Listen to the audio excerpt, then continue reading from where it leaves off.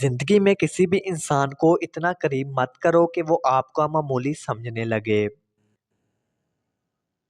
پریشان کیوں ہوتے ہو؟ اگر کوئی تمہارے ساتھ برا کر کے خوش ہے تو تم نے یہ آیت نہیں پڑھی، تمہارا رب بھولنے والا نہیں۔ کسی شخص پر اس وقت تک بھروسہ نہ کرو جب تک تم اسے اپنے لیے غصے میں نہ دیکھ لو۔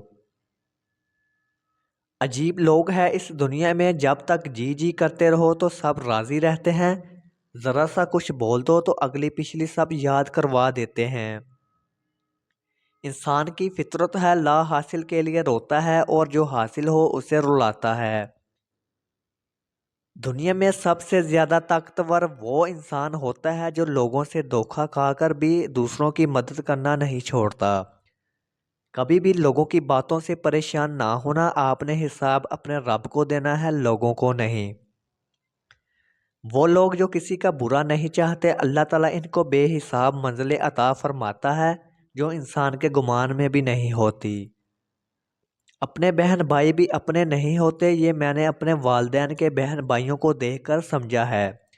کبھی تم دوسروں کے لیے دل سے دعا مانگ کر تو دیکھو، تمہیں اپنے لیے دعا مانگنے کی ضرورت نہیں پڑے گی۔ کبھی کسی کو دکھ مت دو، کیونکہ معافی مانگ لینے پر بھی درد دل میں ہی رہتا ہے۔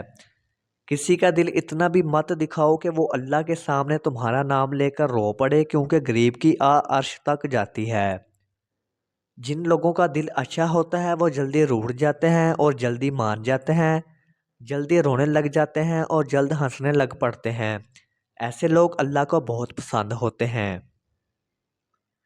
زیادہ سوچنے سے بہتر ہے کہ استغفار کی جائے، کیونکہ زیادہ سوچنا مشکلات کو بڑھاتا ہے اور استغفار مشکلات کا حل ہے۔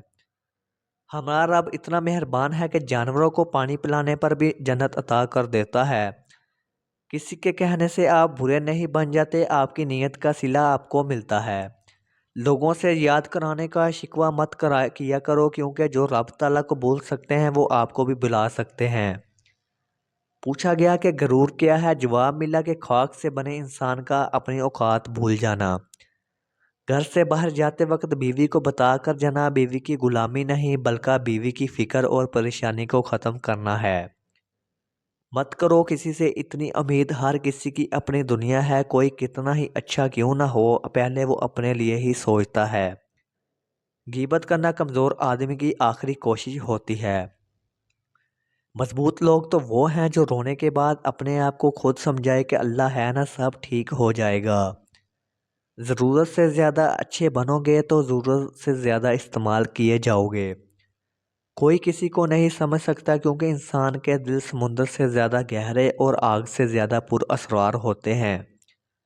حاسد انسان کی نشانیاں۔ حسد کرنے والے کو مسکراہٹ پھیکی اور تنزیہ ہوتی ہے۔ حاسد کسی کی تعریف کے موقع پر اپنی تعریف کرنا شروع کر دیتا ہے۔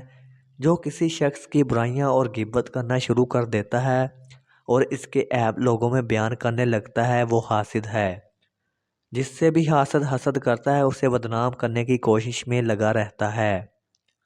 اللہ تعالیٰ ہم سب کو حاسدین کے حسد سے بچائے اور اپنے حفظ و ایمان میں رکھے، آمین۔